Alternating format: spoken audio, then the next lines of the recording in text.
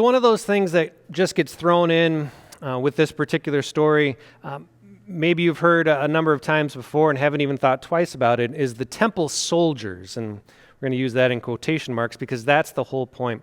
When Jesus is being arrested, we hear about the Roman soldiers and the temple guards or the temple soldiers.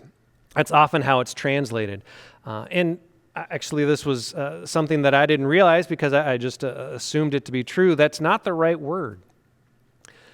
They're not temple guards. They're not temple soldiers. They're temple assistants. They're almost certainly just young men who are priests in training. And maybe that doesn't strike you as that big of a deal, but perhaps it's because this is my world and this is my job. It really, really hit me.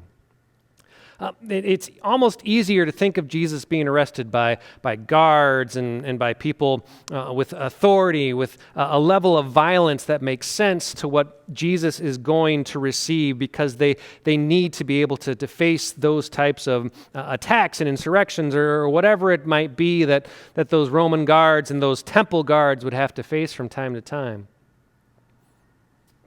But that's not it.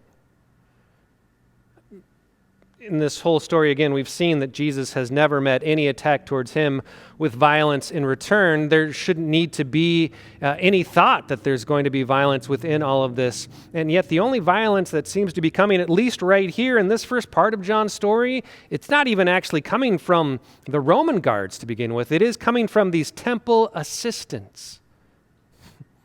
It's coming from people who are training to be pastors and priests.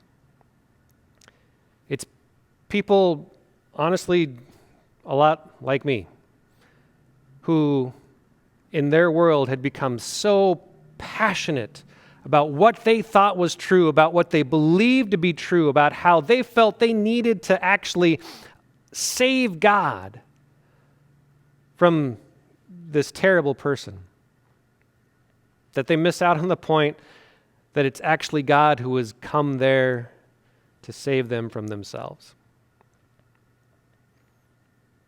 I don't know that all that is captured in just that one word, but for me it was. They're not temple guards, they're temple assistants. And they need saving just like all of us.